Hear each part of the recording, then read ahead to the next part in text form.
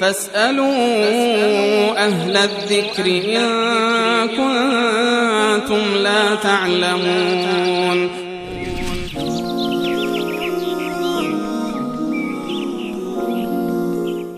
یکی از بینندگان آقا مهدی از سردشت سوالشون این است که کسی که در اثر اصابت رعد و برق فوت کند درجه شهادت ایشان نزد خداوند متعال به چه نوع است؟ بفرمایید.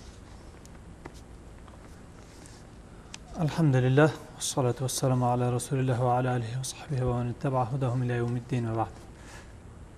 موضوع شهادت در راه الله تبارک و تعالی، یعنی اصل شهادت که در قرآن کریم و در احادیث پیامبر اکرم صلی الله علیه و سلم وارد می شود و آیات و احادیثی که در فضیلت شهادت بخصوص آمده، مراد از او شهادت است که در میدان جهاد در راه الله تبارک و تعالی در مقابل دشمنان اسلام میسر می شود و شخصی به شهادت نایل می گردد. اصل موضوع در مسئله شهادت و اصل ثواب و درجاتی که هست راجع به او هست. اما در احادیث پیامبر اکرم صلی الله علیه و سلم شماری از افراد حکم شهادت به اونها داده شده، یعنی هم در جمله شهدا و هم پایه با شهدا در روز قیامت حشر می شوند. یعنی از جمله افراد متعددی است، کسی که در دریا غرق می شود، کسی که بالای او چیز می آید آتش سوزی ها، و کسی که بالایش آبادی و امارت و آبادی بالای از او چپ می شود و امثال اینها، و کسی که در اثر بیماری های طاعون یا بیماری های درونی قلبی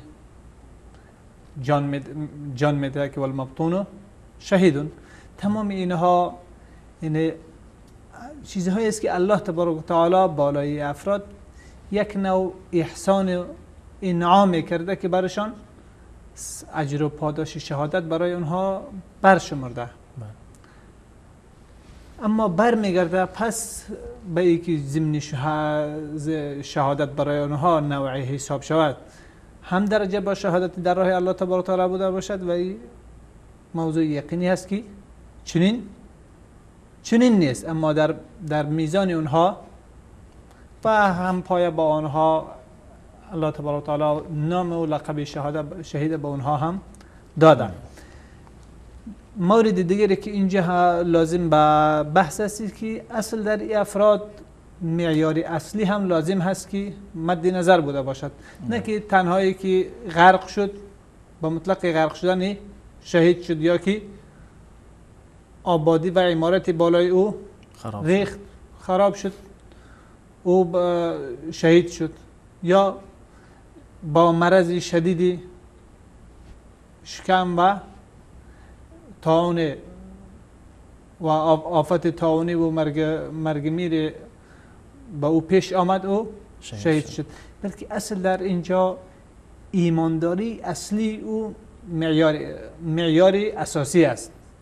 نه هر کس حتی در راه الله تبارک و تعالی در میدان جنگ با دشمنان اسلام میره، با مجردی که اونجا تیر میخوره و میمیره با این شهید گفته نمیشه، بلکه شرط اساسی است که اول خود او شخص ایماندار بوده باشد، دوم رزم و جهاد و معرکه او حضور او در معرکه برای اعلای کلمت الله بوده باشد. لتکون کلمت الله هی العلیا، تا که دین الله تبارک و تعالی بالا دست و برتر بوده باشد. این هدف و آرمان اساسی او بوده باشد. در غیر او تنها حضوری در معرکه یعنی معیار برای شهید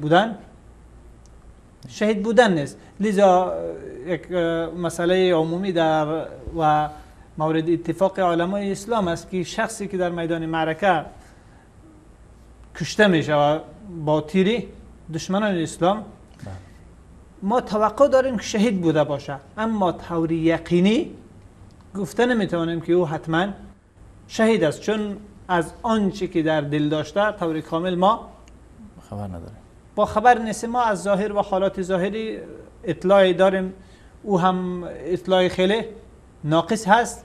به اساس او ما از الله تبارک و تعالی امیدوار هستیم که شهید بوده باشه و او را در جمله شهدا الله تبارک و تعالی قرار بده.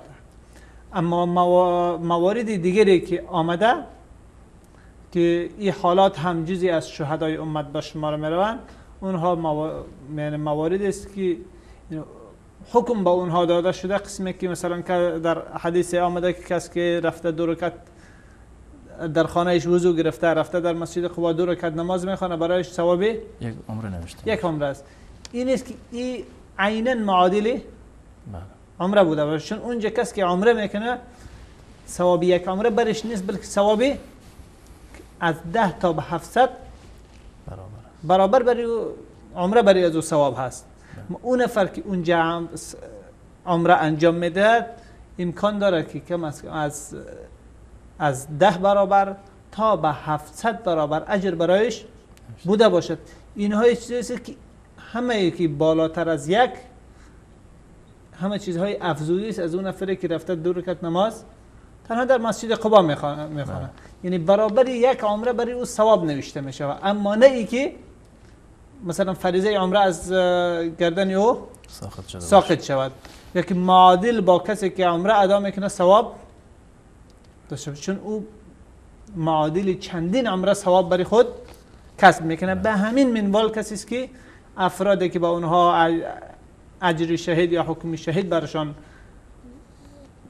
آمده در روایات، عیناً حکمی همین شخصی را دارن که یعنی مثال بیرونی برای فهمی او همین مثال 2 رکعت مسجد قبا و عمره هست. یعنی اون کسی که در راه الله تبارک و تعالی شهید میشود و امتیازاتی که برای از او هست برای اینها به او شکل نیست. اما الله تبارک و تعالی یک انعام به اینها میکنه که یک درجه شهادت به اونها میده، یک درجه از درجه های شهادت برای از اونها نایل میشود و الله تبارک و تعالی مقام و جایگاه بزرگی به اینها در جنت الفردوس نصیب کنه.